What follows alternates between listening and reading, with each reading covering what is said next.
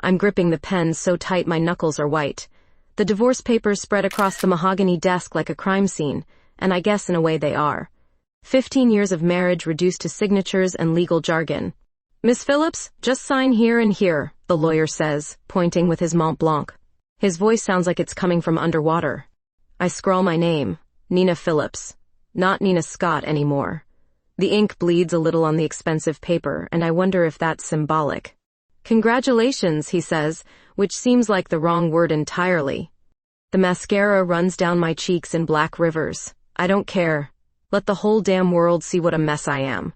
The lakeside house feels like a tomb when I walk through the door. Jacob cleared out his stuff weeks ago, but his absence still echoes in every room.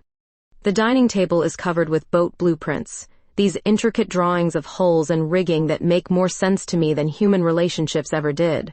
I designed a 40-footer last month that cuts through choppy water like butter. Why can't I navigate my own life half as well?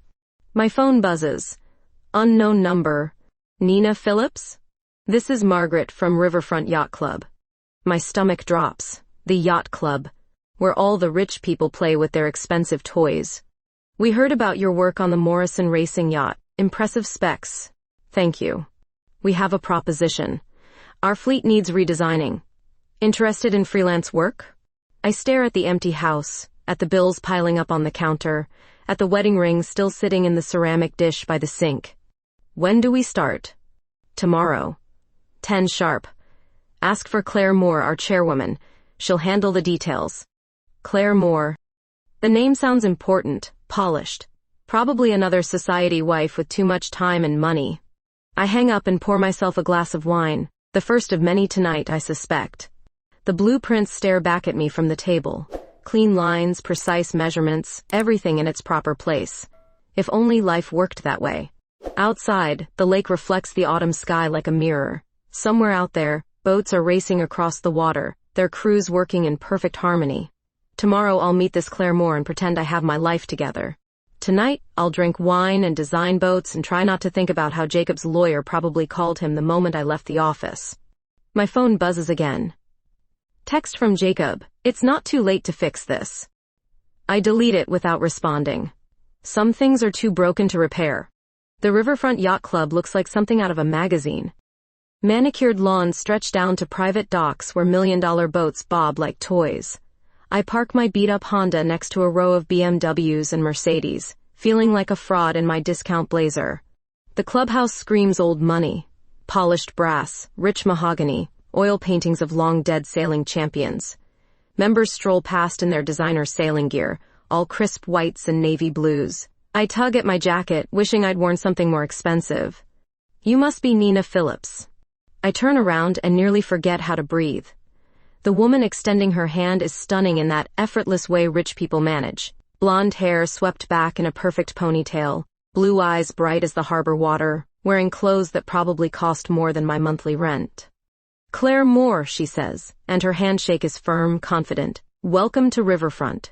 Thank you for considering me. I stammer like an idiot. Your reputation speaks for itself. The Morrison Yacht's performance last season was remarkable. We walk through the club, Claire pointing out various amenities. Her voice has this cultured accent, like she went to private school and summer camps in the Hamptons. Everything about her screams privilege, but there's something else underneath. Hunger, maybe. Ambition. The racing fleet needs a complete overhaul, Claire explains as we reach her office. Our boats are fast, but they lack finesse. We need designs that can win championships. Her office overlooks the marina. Through floor-to-ceiling windows, I watch crews prepping their boats for afternoon practice. The sight makes my chest tight with longing. I miss being out on the water. What's our timeline? I ask. 6 months. Season starts in spring. She spreads blueprints across her desk, existing fleet specifications that make me wince. These designs are conservative, safe. Built by committee rather than passion. The board wants proven results, Claire continues.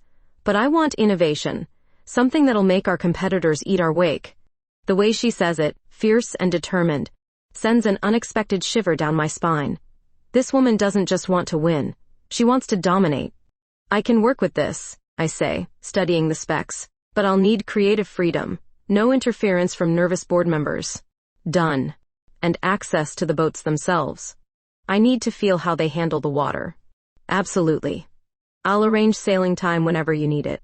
She leans closer to point out details on the blueprints, and I catch her perfume.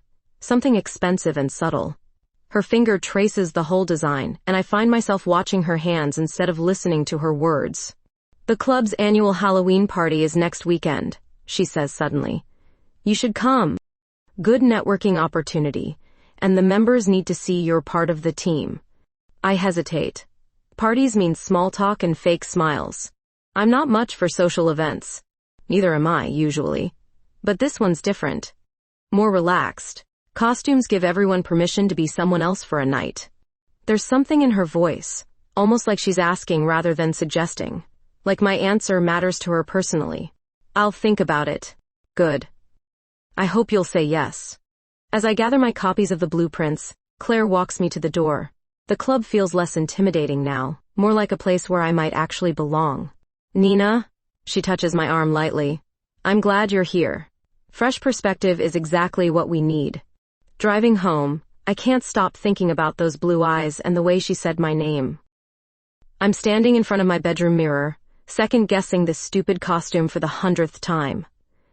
The vintage sailor outfit seemed clever when I bought it online, but now it feels like I'm trying too hard. White bell-bottoms, navy striped shirt, little sailor hat perched on my brunette hair like some kind of joke. Just go, I tell my reflection. It's networking, not a date. The yacht club ballroom buzzes with conversation and laughter. Orange and black decorations transform the elegant space into something almost fun. Members mill around in elaborate costumes, pirates and princesses, superheroes and movie characters. I clutch my drink and scan the crowd, looking for Claire. Well, this is embarrassing. I turn around and nearly choke on my wine. Claire stands behind me wearing an identical sailor costume.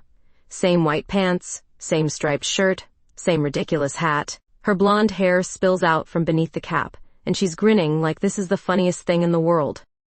Great minds think alike, she laughs, gesturing between our matching outfits. I feel like an idiot, I say, but I'm smiling too. There's something liberating about this moment, both of us looking equally foolish. Never. You look perfect. Come on, let's get you properly introduced. She leads me through the crowd, her hand resting lightly on my lower back. The contact sends warmth spreading through me, and I wonder if she notices how I lean into her touch. Everyone, meet Nina Phillips, our new fleet designer, Claire announces to a group of club members. And yes, we coordinated costumes, it's called teamwork. The evening flows easier than I expected. Claire stays close, making introductions, laughing at my nervous jokes, refilling my wine glass before I realize it's empty. When the DJ switches to slower music, couples drift toward the dance floor. Dance with me, Claire says, not really asking. Before I can protest, she's pulling me onto the polished wood floor. Her arms circle my waist, and mine find their way to her shoulders. We sway to the music, closer than friends should be, but everyone's drinking and no one seems to notice. You're tense, she murmurs, her breath warm against my ear. I don't dance much. Just follow my lead. Her hand slides lower on my back, fingers spread wide just above my waist. I should step away, maintain professional distance, but instead I move closer. She smells like expensive perfume and possibilities. Nina, she says softly, and something in her voice makes me look up. Her blue eyes are darker now, pupils dilated in the dim light. We're barely moving to the music anymore, just holding each other while the world spins around us. Her lips are inches from mine, close enough that I can feel her breath. Claire, I know, she whispers. Time slows, the music fades. Nothing exists except those blue eyes and the way her thumb traces small circles on my back. She leans closer, and I don't pull away. Our lips meet softly, tentatively. Just a brush of contact that sends electricity racing through my veins. It lasts maybe 3 seconds, but it changes everything. We break apart, both breathing hard. Claire's cheeks are flushed, her eyes wide with something between surprise and want. I should go, I stammer, but my feet don't move. Should you? The question hangs between us like a challenge. Around us, the party continues. People laugh and dance and live their normal lives while mine tilts off its axis.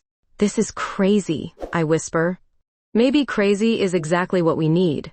She doesn't try to kiss me again, but her hand finds mine and squeezes gently.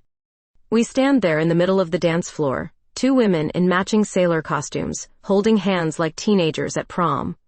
I start, then stop. How do you explain that you're 38 and just discovered something new about yourself? I know, Claire says again, understanding without explanation.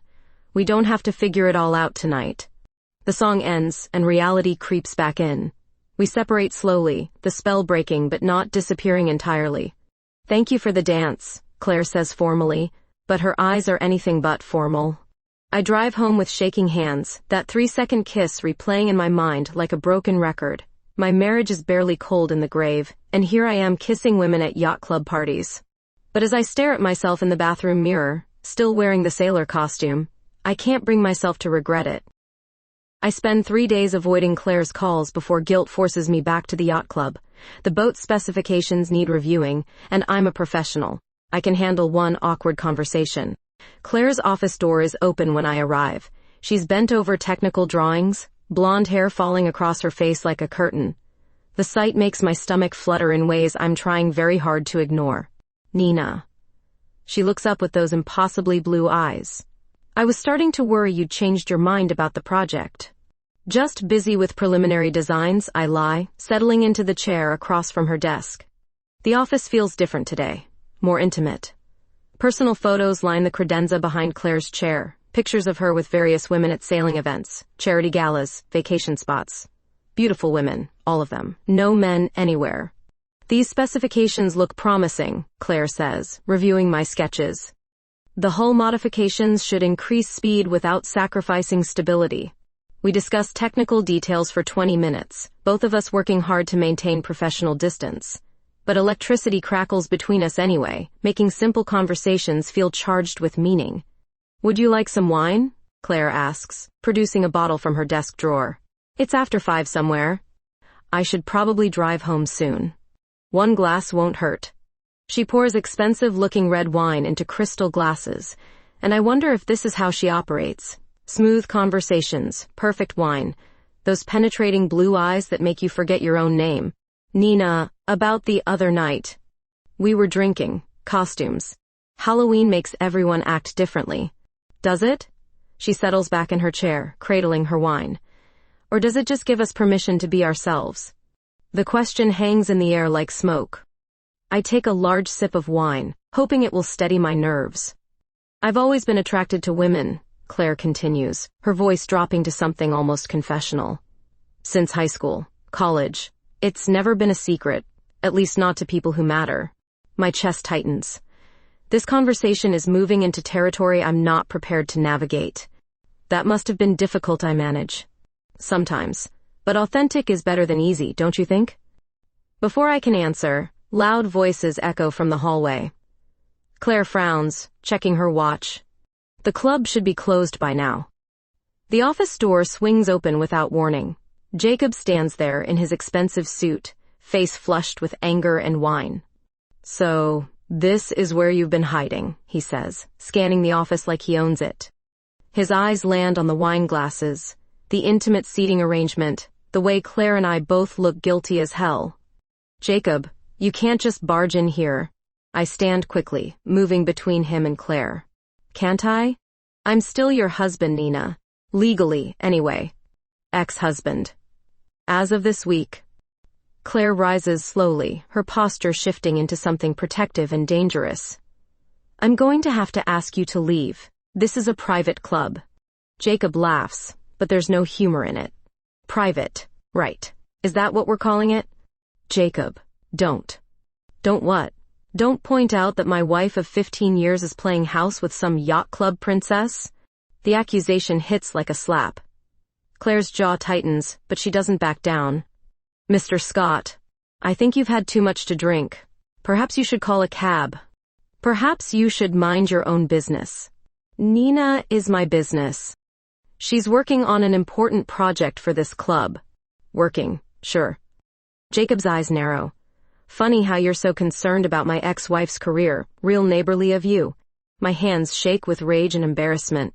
How dare he make this ugly? make assumptions about Claire and me when I don't even understand it myself. Get out, I say quietly. Nina, be reasonable. We can work through this. Whatever midlife crisis you're having, get out. My voice echoes off the office walls. Jacob stares at me like he's never seen me before. Maybe he hasn't. This isn't over, he says finally, straightening his tie. Not by a long shot. He leaves, slamming the door hard enough to rattle the windows.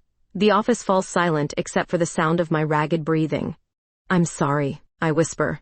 He had no right to... Are you okay?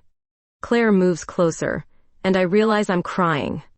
Not dramatic sobs, just quiet tears that I can't seem to stop. Hey, she says softly, reaching toward my face. I step back. I should go. This is too complicated. But Claire doesn't let me retreat. Her hand finds mine, fingers intertwining.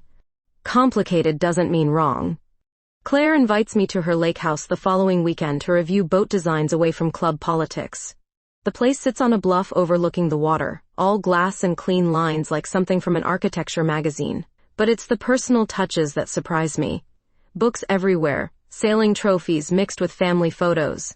A kitchen that's clearly been used for actual cooking. This is beautiful, I say, meaning it. My grandmother left it to me. I practically lived here growing up. She leads me through rooms filled with natural light and comfortable furniture. Everything feels lived in, authentic.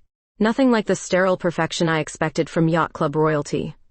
There's something I want to show you, Claire says, stopping in front of an ornate antique mirror in the hallway. The mirror is massive, maybe 6 feet tall, framed in dark wood carved with intricate designs. Ships and waves and nautical symbols dance around the edges like some maritime fairy tale. Family heirloom, Claire explains. Supposedly brought over from Ireland in the 1800s. I study my reflection in the silvered glass. The surface is old and wavy, distorting images like funhouse mirrors. But for a moment, I swear I see something else. 2 women in white dresses, embracing, their faces blurred but their love unmistakable. Did you see that? I whisper. Claire steps beside me, her reflection joining mine.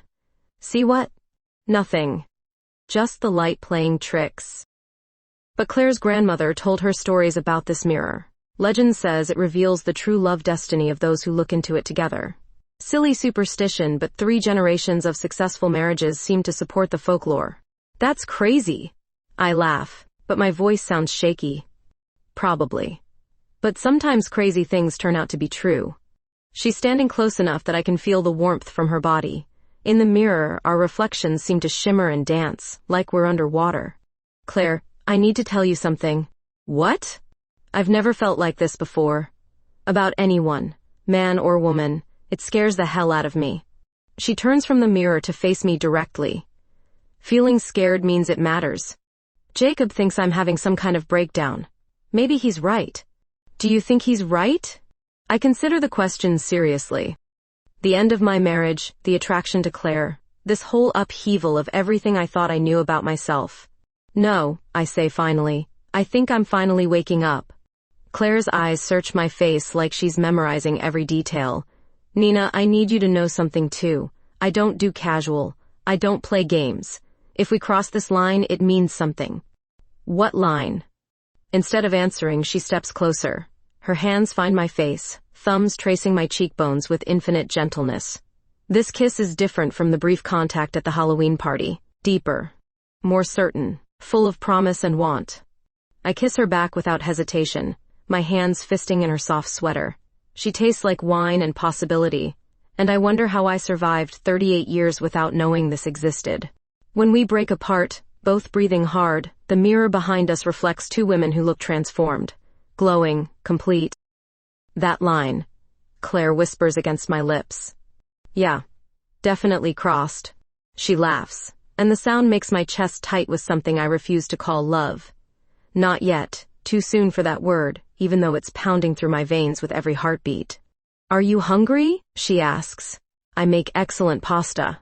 Starving. We move to the kitchen, and everything feels different now. The way she hands me wine, the way our fingers brush when she passes ingredients, the way she leans against the counter watching me with those devastating blue eyes. Tell me about your grandmother, I say, needing conversation to steady myself. Fierce woman. Sailed her own boat until she was 85. Taught me that life's too short to waste on the wrong people. Smart lady. She would have liked you. Said I needed someone who could think for themselves, not just agree with everything I say. I definitely won't do that. Good. I'm counting on it. As darkness falls over the lake, we eat dinner by candlelight and talk about everything except the elephant in the room. My marriage, her previous relationships, what happens next. Instead, we discuss sailing techniques and dream destinations, books we've loved and movies that made us cry. It feels like the most natural thing in the world, sitting across from Claire in her grandmother's kitchen, pretending this isn't the night that changes everything. I haven't slept in 3 days. Every time I close my eyes, I see Claire's face in that candlelit kitchen, feel her hands on my skin, taste that kiss that turned my world upside down. My phone buzzes constantly with messages from Jacob, each one more desperate than the last. I bought tickets to Cabo. We can work this out, reads his latest text. I delete it without responding. The yacht club feels like a minefield now. Every conversation stops when I walk by. Margaret from the office gives me tight smiles that don't reach her eyes. Even the bartender seems to know something I don't. People talk, Claire says when I corner her after the Tuesday board meeting, especially when they're bored. What kind of talk? The kind that threatens my position as chairwoman. She looks exhausted, dark circles under those beautiful blue eyes. Her usually perfect hair is pulled back in a messy ponytail, and she's wearing the same blazer she had on yesterday. Maybe we should cool things down, I suggest, hating every word. Is that what you want? The question hangs between us like a loaded gun. What I want is to take her home and spend the weekend in bed, learning every inch of her body. What's smart is protecting both our careers. I don't know what I want anymore. Then maybe you should figure that out. She walks away, leaving me standing in the hallway feeling like a coward. The boat designs I've been working on suddenly seem pointless. Racing yachts for people who probably spend more on lunch than I make in a month. That evening, I'm staring at my laptop screen when the doorbell rings. Jacob stands on my porch holding a bouquet of expensive flowers and wearing his most charming smile. We need to talk, he says, pushing past me into the house. Jacob, I told you? I know about the yacht club woman. My blood turns to ice. What are you talking about? Claire Moore. 35, never married, known for her friendships with other women. Quite a reputation around town. The way he says it makes my skin crawl. You've been investigating her? I've been protecting my wife. Ex-wife. The divorce is final. Nina, think about this rationally. You're having some kind of breakdown. Empty nest syndrome, midlife crisis, whatever the therapists call it. But throwing your life away for some yacht club lesbian. Don't. The word comes out sharp enough to cut glass. Don't what? Don't point out that you've lost your mind? Don't remind you that we had 15 good years together? Good years? Really? Because I remember feeling invisible for most of them. Jacob's face flushes red. I gave you everything. House, car, respect in the community. And you're willing to throw it all away for what? Some perverted experiment? The word hits like a physical blow. I see red. Get out. Nina, I'm trying to help you. Get out. He leaves the flowers on the coffee table like some kind of peace offering. I throw them in the trash the moment his car disappears down the street. My hands shake as I dial Claire's number. She answers on the first ring. Nina? Can I come over? I need to see you. Of course. The drive to her lake house passes in a blur. Claire opens the door before I can knock, takes one look at my face, and pulls me into her arms. What happened? Jacob knows. About us. He's making threats. What kind of threats? The kind that could ruin both our careers. Claire's jaw tightens. Let him try. You don't understand. If the yacht club board finds out we're involved, then we'll deal with it. Claire, you could lose everything. The chairwoman position, your reputation. And what about you? What could you lose? The question stops me cold. What do I have to lose? A marriage that was already over? A community that never really accepted me anyway? A life that felt like sleepwalking? I could lose you, I whisper. That's not going to happen. She kisses me then, soft and sure, and I taste salt from tears I didn't know I was crying. When she pulls back, her eyes are fierce with determination. I won't let him hurt you. How can you stop him? By not hiding anymore. By not being ashamed of what we have. Later, as we lay tangled in her sheets, moonlight streaming through the bedroom windows, Claire traces patterns on my bare shoulder. I've been thinking about that mirror, she says softly. What about it? What if it wasn't showing us the future? What if it was showing us the truth we already knew? I turn to face her, memorizing the way moonlight catches in her blonde hair, the satisfied smile playing at her lips. Maybe some truths are worth fighting for. Maybe they are. Jacob's ultimatum arrives on a Tuesday morning, delivered by certified mail like some kind of legal document. The letter is typed on his law firm's letterhead, formal and cold. I have evidence of your inappropriate relationship with Claire Moore, it begins. Unless you cease this behavior immediately and consider reconciliation, I will be forced to share this information with relevant parties, including your professional contacts and the yacht club board of directors. My hands shake as I read the rest. Photos, apparently. Someone following us, documenting our private moments. The violation makes me physically sick. I drive straight to Claire's office, not caring who sees me storm through the yacht club lobby. She's reviewing membership applications when I burst through her door. We have a problem, I say, showing her the letter. Claire reads it twice, her face growing paler with each word. When she finishes, she sets it down with deliberate care. Blackmail. How original. This isn't funny, Claire. He means it. I know he means it. Question is, what are we going to do about it? End this. Before it goes any further. The words taste like poison in my mouth, but I force them out. Claire stares at me like I've slapped her. End what, exactly? Us. This relationship, whatever we're calling it. We're calling it love, Claire says quietly. At least I am. The word hits me like a physical blow. Love. We've been dancing around it for weeks, but hearing it spoken aloud changes everything. Don't make this harder than it already is. Hard? You want to know what's hard? Spending 40 years hiding who I am to make other people comfortable. Pretending to be something I'm not so cowards like your ex-husband can sleep better at night. Claire, be realistic. Your position here, the respect you've built. Built on what? Lies? Careful behavior? Straight people's approval? She stands, moving to the window overlooking the marina. Her reflection in the glass looks tired, defeated. I thought you were different, she says without turning around. Different how? Brave enough to choose happiness over safety. This isn't about bravery. It's about survival. Is it? Or is it about fear? The accusation stings because it's true. I am afraid. Terrified of losing everything. Of having to rebuild my life again. Of disappointing people who never really cared about me anyway. Maybe fear keeps people alive, I say. And maybe it keeps them from really living. Claire turns back to face me, and her eyes are bright with unshed tears. I won't beg you to stay, Nina. You're a grown woman. You get to choose. I'm trying to protect us both. By sacrificing what we have, that's not protection, that's surrender. The silence stretches between us like a chasm. Outside, boats move across the water in perfect formation, their crews working in harmony while my life falls apart. I need time to think, I say finally. Time won't change who you are, or who I am, or what we feel for each other. Maybe not, but it might change what we can do about it. I leave her office feeling like I'm walking away from the best thing that ever happened to me. The yacht club members I pass in the hallway seem to watch me with knowing eyes, whispered conversations stopping as I approach. At home, I pour a glass of wine and stare at Jacob's ultimatum. The legal language can't disguise what this really is. Control, manipulation. The same patterns that destroyed our marriage now being used to destroy the first real happiness I've found in years. My phone buzzes with a text from Claire. Love isn't conditional on other people's approval, but it does require courage. I read it 3 times before deleting it. That night, I dream about the antique mirror in Claire's hallway.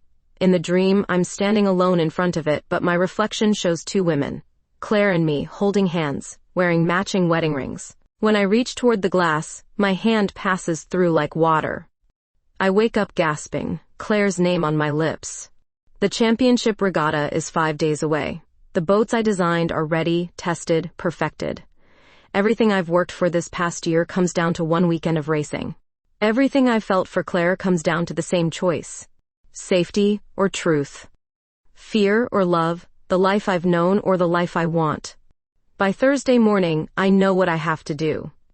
The championship regatta weekend arrives with perfect sailing weather and a media circus I wasn't expecting. Local television crews interview yacht club members, photographers capture boats cutting through the harbor, and potential investors mingle on the clubhouse deck with champagne and clipboards. I stand at the marina watching crews prep my redesigned racing yachts, their sleek hulls gleaming in the morning sun. 6 months of work, countless late nights refining every detail, and now these boats will prove themselves in front of everyone who matters in Louisville's sailing community. Impressive designs, says Margaret from the club office, appearing beside me with a steaming coffee cup. The Wind Chaser's preliminary tests showed exceptional speed. Thanks. The modifications should give them an edge in light wind conditions. But I'm only half listening. My eyes scan the crowd for Claire, who's been avoiding me since our fight 3 days ago. I spot her near the registration table, wearing a crisp white blazer and navy slacks, her blonde hair whipping in the breeze as she talks to reporters. The races begin at noon. By 10:30, the harbor buzzes with activity as competitors make final preparations. My boats look spectacular cutting through practice runs, their crews working in perfect synchronization. Nina Phillips, right? A young reporter with a camera crew pushes through the crowd. Channel 7 News. Can you tell us about your innovative hull design? The interview goes well. I explain the technical modifications without getting too complicated, discuss the challenge of balancing speed with stability, mention how these boats represent a new generation of racing yacht technology. And you're working closely with Chairwoman Moore on this project? The question catches me off guard. Ms. Moore has been very supportive of innovative design approaches. I understand you two have developed quite a partnership. Something in his tone makes my skin prickle. Behind the reporter, I notice Jacob standing near the clubhouse entrance, watching with a satisfied smirk. The races begin with spectacular starts, boats jockeying for position as they round the first marker. My designs perform beautifully, cutting through choppy water with grace and power that draws appreciative comments from spectators. Your boats are dominating out there, an investor tells me during the lunch break. Hartford Marine would be very interested in licensing these designs. That's flattering, but I'm committed to the yacht club for now. Of course. Though I hear there might be some changes in leadership here soon. Before I can ask what he means, the afternoon races begin. The wind picks up, perfect conditions for showing off the boat's capabilities. Wind Chaser takes first place in her class, Sea Sprite comes in second, and Dawn Patrol wins her division by 3 boat lengths. The victory celebration starts before the last boat crosses the finish line. Club members and guests crowd around me with congratulations, business cards, and champagne toasts. My boats didn't just win, they dominated. Brilliant work, says board member Harrison Whitfield, pumping my hand enthusiastically. These results will put Riverfront on the national racing map. Through the crowd, I catch Claire watching from the clubhouse steps. She raises her champagne glass in a small salute, and for a moment our eyes meet across the deck. The connection hits me like lightning, everything else fading into background noise. Nina. Jacob appears at my elbow, looking pleased with himself. Congratulations. Though I hope success won't go to your head. What's that supposed to mean? Just that winning races is one thing. Making smart life choices is another. Before I can respond, the reporter from Channel 7 approaches with his camera rolling. Ms. Phillips, fantastic results today. Can you comment on rumors about your personal relationship with Chairwoman Moore? The crowd around us falls silent. Every face turns toward me, waiting. Jacob's threat hangs in the air like poison gas, and I realize this is the moment of truth he's been building toward. I look across the deck at Claire, who stands frozen on the clubhouse steps. Her face is pale, but her chin is lifted defiantly, ready to face whatever comes next. Miss Phillips? The reporter prompts. The choice crystallizes with perfect clarity. Safety or authenticity, fear or love. The life I've been living or the life I want. Claire Moore is the most professional, supportive, and inspiring woman I've ever worked with, I say clearly, my voice carrying across the suddenly quiet crowd. Any success these boats achieve today is as much hers as mine. The reporter looks disappointed by my diplomatic answer, but I'm not finished. More than that, she's become someone very important to me, personally. And I'm not going to apologize for that or hide it from anyone. Gasps ripple through the crowd. Jacob's face turns purple with rage. But across the deck, Claire's expression transforms into something radiant and proud. Are you confirming a romantic relationship? The reporter presses. I'm confirming that I'm in love with her. And that love doesn't diminish our professional achievements. If anything, it makes them better. The camera keeps rolling as I push through the stunned crowd toward Claire. She meets me halfway, and when I take her hands in mine, she's trembling. That was either very brave or very stupid, she whispers. Probably both. The board will have my resignation letter by Monday. Maybe. Or maybe they'll realize they need someone who wins championships. Around us, the crowd slowly returns to conversations, though I catch curious glances and whispered exchanges. The damage or liberation, depending on perspective, is done. I love you too, Claire says softly, her blue eyes bright with tears. In case that wasn't clear. It's clear now. The weeks following the regatta pass in a whirlwind of phone calls, meetings, and sleepless nights. My public declaration sends shockwaves through Louisville's sailing community, but not the devastating kind I expected. Hartford Marine offers me a design contract worth more than I made in 5 years of marriage. 3 other yacht clubs inquire about fleet renovations. Sailing magazines request interviews about my innovative hull modifications. Claire's resignation letter sits on the yacht club board's desk for exactly 4 days before they tear it up and offer her a 3-year contract extension instead. Turns out winning championships forgives a lot of sins, she tells me over dinner at her lake house. The membership rolls are fuller than they've been in a decade. Conservative yacht club members embracing lesbian leadership. Who would have thought? Money talks louder than prejudice, apparently. Jacob's threats evaporate like morning mist once it becomes clear that destroying my career would only hurt his own reputation. His law firm handles several yacht club members' legal affairs, and alienating their favorite chairwoman proves counterproductive. The morning I officially move into Claire's lake house, we stand together in front of her grandmother's antique mirror. Our reflections look tired but happy, surrounded by moving boxes and the chaos of combining 2 lives. Think your grandmother would approve? I ask. She'd probably say it took us long enough to figure it out. The mirror shows us exactly what we are. 2 women who found each other later than expected, building something real from the wreckage of everything we thought we wanted. My sister calls from Denver, surprisingly supportive once she gets over her initial shock. My parents take longer to adjust, but they attend Claire's birthday party in April and even bring a gift. Love is love, my mother tells me privately, though she still looks uncomfortable saying it. As long as you're happy. I am happy. Deliriously, surprisingly, authentically happy for the first time in years. Claire and I sail together most weekends, testing new designs on her grandmother's old boat. The water reflects our laughter as we work side by side, partners in every sense of the word. Business flourishes beyond my wildest dreams. The championship boats attract national attention, leading to consulting contracts with sailing programs across the country. Claire launches an initiative to make yacht club membership more inclusive, bringing in families and individuals who never saw sailing as accessible before. One evening in late summer, as we watch the sunset paint the lake in shades of gold and crimson, Claire produces a small velvet box from her pocket. I know this is fast, she says, suddenly nervous, and I know marriage isn't legal everywhere yet, but I want you to know this is serious, permanent, real. The ring is perfect. Simple band, small diamond, nothing flashy or ostentatious. Exactly what I would have chosen for myself. Are you asking what I think you're asking? Nina Phillips, will you marry me? Legally if we can, symbolically if we can't, but officially either way? My answer comes without hesitation. Yes, absolutely yes. The engagement party happens at the yacht club, of course. Members who once whispered about us now congratulate us warmly. The boats I designed bob in the harbor like proud witnesses to our happiness.